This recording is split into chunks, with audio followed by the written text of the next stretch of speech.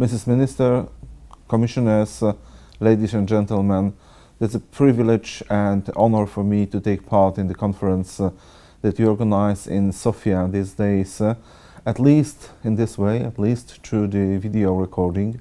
As you know, there are quite a lot of things going on at the same time in all European cities, all European countries, connected with the General Data Protection Regulation and the full application of this act. The next part, or the most important part, of the reform of the data protection law, which is going on right now in the European Union. I had an opportunity to take part personally in the meeting which was opening the discussion during the Bulgarian presidency on the subject connected with the reform. And right now, at least this way, I can contribute to the final event that is dealing with the reform during the presidency of Bulgaria, but which of course is not the last meeting connected with the whole General Data Protection Regulation and its implementation in the countries, because the meetings like that, the conferences, will be definitely organized in next days, next weeks, next months, since right now, after the general discussion, we start the discussion about the sectoral implications of the data protection reform in the EU. Talking about utilities, talking about utility companies is one of the most tricky parts of implementation of the General Data Protection Regulation, because on one hand, these are the areas which are regulated both on national level and on European level by different kind of sectoral rules. On the other hand, there is sometimes the necessity, but also a kind of interest in having the new techniques, new technologies of the analysis of data, which to be applied in the activities of the companies, or the data collected by the companies to be reused for the purposes which are not necessarily connected with the initial collection. And let me say a few words about this phenomenon of reuse of the data for the purposes which are not directly connected with the purposes for which they were collected by the utility companies. But before we start that, let me introduce the European Data Protection Supervisor as one of the players in this whole idea of the reform of the data protection law in Europe.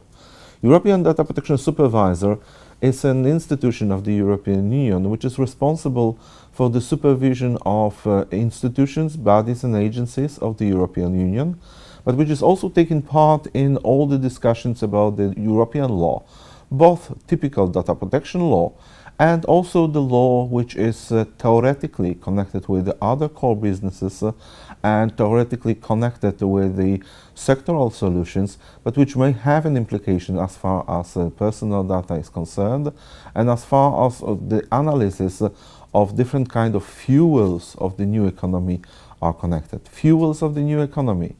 That's what we hear often. The information being one of the main commodity that is to be found in Europe. This is the comparison, this is the metaphor which I don't like myself. Because personal data is definitely not a commodity.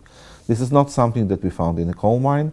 This is not something which lies somewhere on the server of some institutions. This is an information about human beings, about me, about you, about our friends, our enemies, our families, all the people around. So this is the part of the fundamental rights, fundamental position and the dignity of the human being in the European Union. That's why it is regulated among the fundamental rights of the EU. But of course, when it comes to the secondary legislation of the European Union, we find out that the fundamental right implications are only the part of the story. The other part of the story is the usefulness of the information and the data itself. So, European Data Protection Supervisor and the national data protection authorities are those who are playing the main role in the interpretation of this fundamental right, and together with the Commission, together with the Parliament, together with the Council, and together with the courts, from different angles observing what's going on in the European Union, both on the national level or the local level or on European one.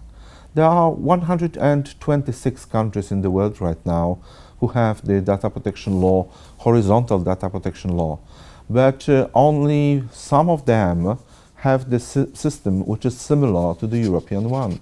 What is then the group of the countries that we are talking about?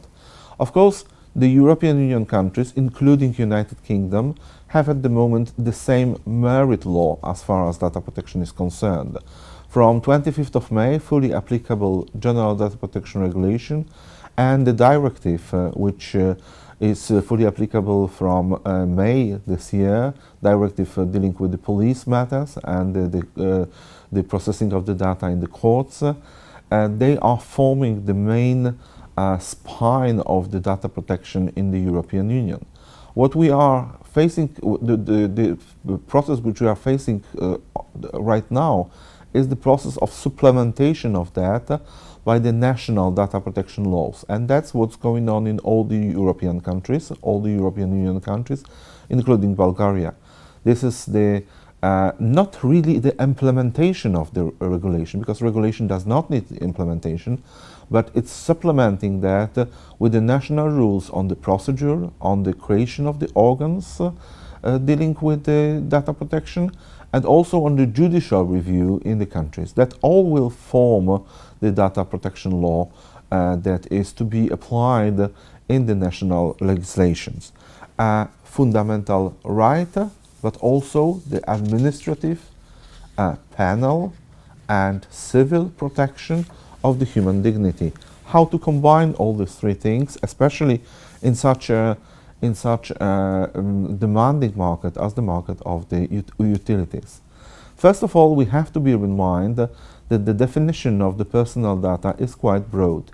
This is not the new phenomenon. Sometimes we hear that the General Data Protection Regulation has made it very broad. No, it was as broad also under the directive. From 1981, when the Convention 108 of the Council of Europe has been created, the data protection definition is actually contextual and tries to address all the situations where any kind of information is possible to be connected with individualized person, with the person whom we can identify, also the person who can be identified by some of the players on the market.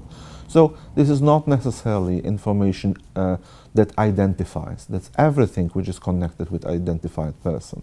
Then it means that in some of the markets where the non-personal data is usually processed, there are the players for whom this generally non-personal data starts to be personal, because they have this additional quantum of information which connects it with the individual person.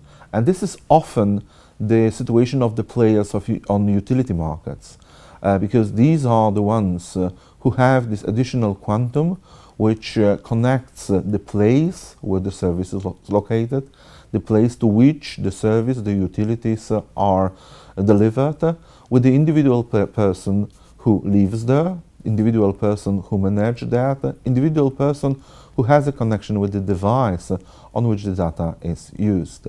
So that makes the situation sometimes more complicated or more tranquil for the user, for the processor, and finally for the controller. So the controller, the one who decides about the purposes and who decides about the means with which we process the data, is the one who may have additional information that connects the non-personal data with the individual user. That makes us to think about the sectors that are right now in the room in Sofia as the ones where when the activity of the sector itself is a vital one, because you are the ones who really can understand the market. You are the ones who know the business models that you are using. So it means that you can address the principles that are in the data protection law in the sector-specific way. The very good example of such specific-oriented addressing of the data protection principles is the situation of smart metering in the energy sector. Smart metering, which starts to be more and more popular and which is right now deployed in most of the European Union countries, is creating the special situation in which a lot of data is processed, the data that can be of use for the good of the person, for the good of the user, but at the same time which provide us with a lot of information about his or her personal life. So there has to be a kind of border in between what is necessary in order to make the network working and make the network economically useful, and at the same time those data which is not necessary for the business as a whole, but can be also delivered and can be used for the better services for the individual person. Where can we have the necessity of the processing of the data, so something that probably have to be introduced by the law, and where we have the contracts and the contractual obligations and the consent of the user, which may allow those who are delivering the services to process the data further, and the user to get more information about his own situation. To address that, the companies and the associations of the companies which are working on the energy market have prepared the data protection impact assessment templates for smart metering. Data protection impact assessment, the notion which exists in the data protection regulation, and which is one of these new notions added to the general data protection regulation, have been already introduced in the energy markets last years through the actions done by the workshops working with the European Commission. They have prepared such a template for data protection impact assessment for the sector, and right now they are updating that both in the view of the technical development on the market and the business development of the market and the legal requirements of the GDPR.